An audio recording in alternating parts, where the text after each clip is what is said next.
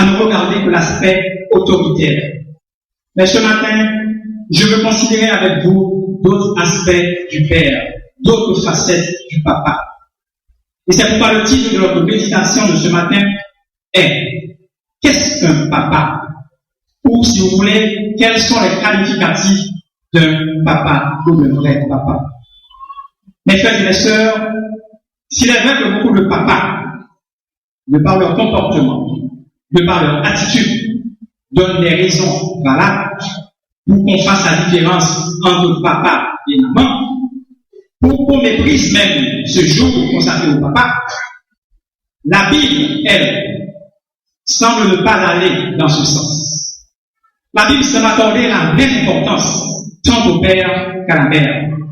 Lorsqu'elle dit dans Proverbes chapitre 30, verset 17, et je lis pour vous, l'œil qui se moque d'un père et qui dédaigne l'obéissance envers une mère, les corbeaux du torrent le perceront.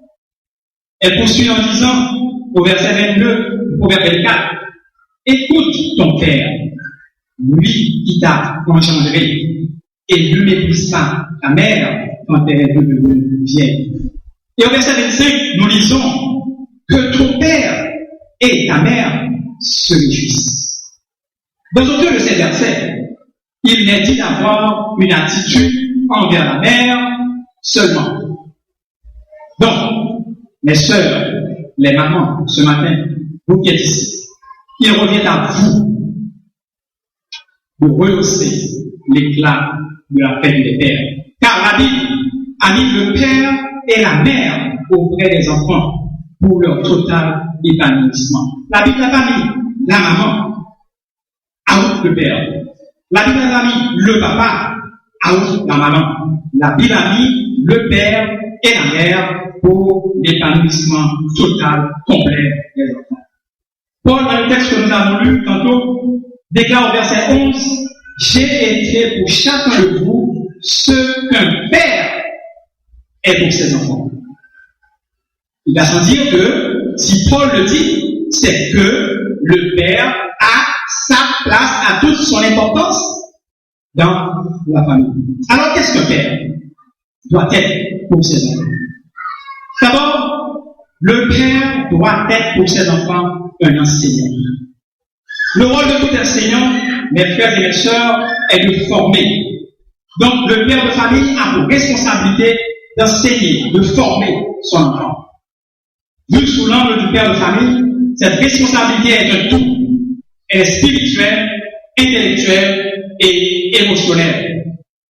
En Deutéronome, chapitre 28, versets 18 à 21,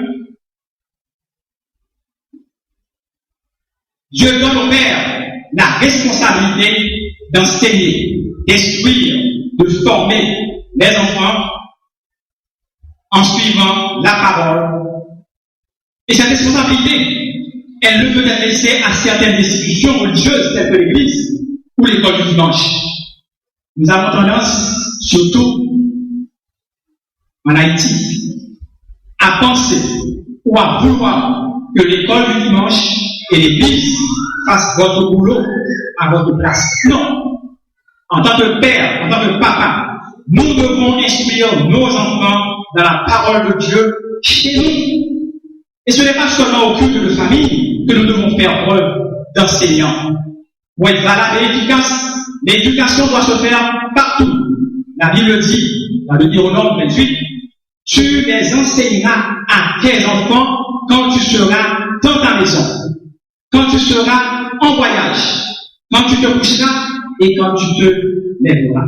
En un mot, c'est dans toute occasion que nous, papa, nous, pères de famille, nous devons enseigner à nos enfants. Et comme le Seigneur, le Père est un modèle pour sa famille, pour ses enfants. Les enfants suivent toujours l'exemple de leur papa.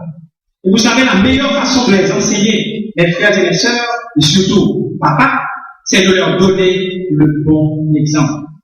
N'oubliez pas que les enfants sont d'excellents observateurs. Donc le Seigneur, il reste pour nous chrétiens le modèle le plus parfait. Nous n'avons jamais pu nous donner le mauvais exemple.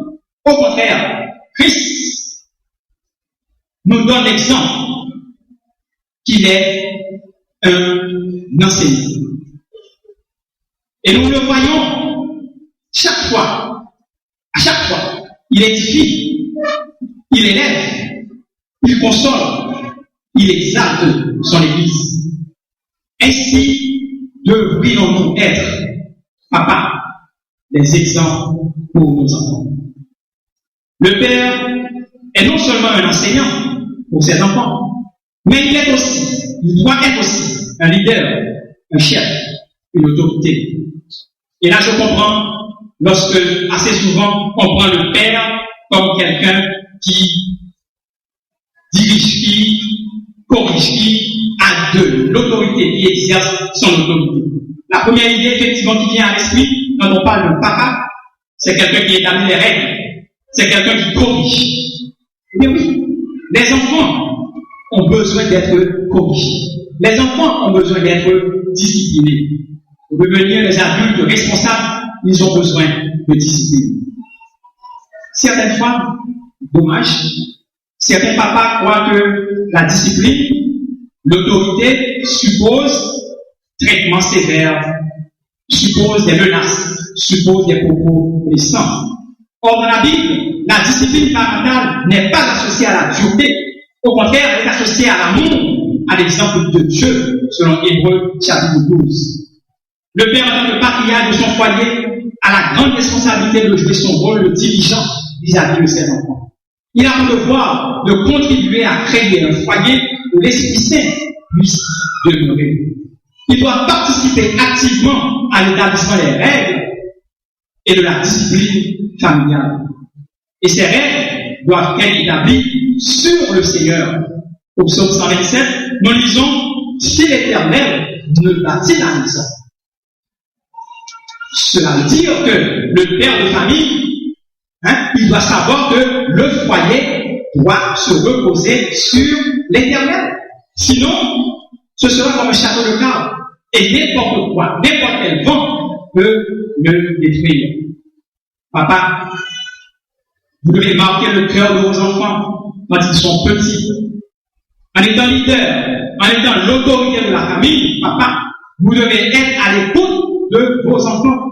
Nous devons les encourager dans ce qu'ils font. Avez-vous déjà vu un enseignant décourager son élève? Jamais. Le bon prof, même quand l'élève est un chrétien, l'encourage et l'aide. Alors, vous, père qui êtes ici ce matin, êtes-vous un père qui exhorte? Ou sommes-nous un père, des pères qui exhortent? Sommes-nous les pères qui encouragent? Très souvent, nous, papa, nous pensons en tant que leader, nous ne devons pas nous montrer affectueux envers nos enfants. C'est une très mauvaise pensée. Et à ce sujet, j'aimerais partager avec vous l'histoire d'un petit garçon.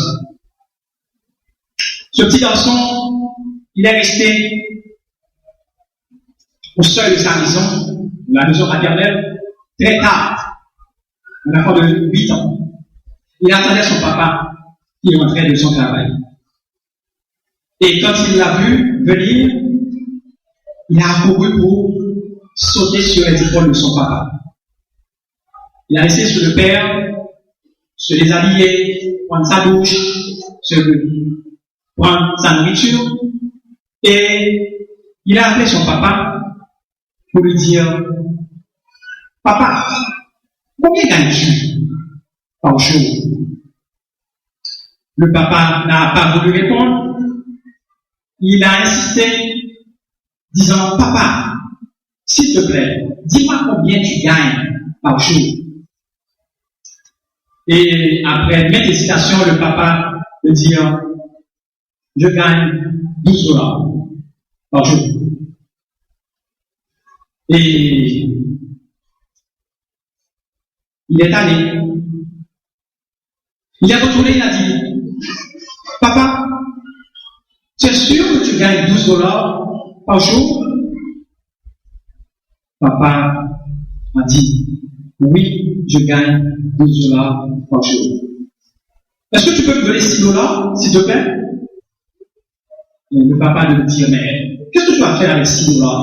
Un jeune, 8 ans, qu'est-ce que tu vas faire avec $6? Le papa ne lui a pas donné les $6. Il est allé, il est retourné dans sa chambre avec les larmes aux yeux. Quelques instants après, le papa s'est approché de lui dans sa chambre pour lui dire, mon fils, pardonne-moi, j'ai été dur envers toi. Je n'étais pas tendre envers toi. Voici les $6. Et le fils de lui dire, non papa, j'ai eu le temps de trouver les $6. J'en avais besoin parce que je voulais avoir $12 pour acheter ta journée. Et maintenant, c'est le papa qui est fondu. Quelle leçon pour ce père de famille. Nous autres papas, très souvent nous pensons que nous n'avons comme seule responsabilité que apporter de l'argent à la maison. Nous oublions que nos enfants, notre femme, ont besoin de notre temps, de notre écoute en tant que leader de la famille. Et là maintenant, je parle surtout au pasteur et à moi-même. Nous pensons qu'il est plus important de passer plus de temps avec les membres de l'Église qu'avec notre famille, avec nos enfants. Et vous savez, je connais un pasteur de l'Amérique du Nord qui eut à dire du haut de la chair, s'il devait vivre une nouvelle vie et qu'il devait corriger sa vie, cette nouvelle vie, il passerait plus de temps à prier et plus de temps auprès de ses enfants. Les enfants, comme on dit tantôt, sont de véritables observateurs. Tout ce que fait, tout ce que dit un papa est enregistré, capté par les enfants. C'est pourquoi nous devons leur donner le bon exemple. Et permettez-moi une nouvelle fois de partager avec vous cette petite histoire. Un papa, une fois, est retenu il n'a pas été à l'église parce qu'il a dû aller travailler le dimanche. Le dimanche d'après, fatigué, il n'a pas été à l'église. Et le troisième dimanche, il ne s'est pas senti en forme. Peut-être, s'il y avait chikungunya, je dirais qu'il était atteint de chikungunya, il n'a pas été à l'église. Et son fils de 5 ans, le lundi, après le troisième dimanche, lui dit, papi, tout triste, mais qu'est-ce qui s'est passé? On va avoir un mois depuis qu'on n'a pas été à l'église. Donc vous voyez, les enfants, ils sont là, ils suivent, ils observent, ils connaissent notre force en tant que papa, en tant que maman, ils connaissent aussi notre faiblesse. Mes frères et mes sœurs, vous ne réalisez pas l'influence que peut avoir le père dans la vie de son enfant. Le père, il est non seulement un enseignant, non seulement une autorité, mais le père, il est un protecteur.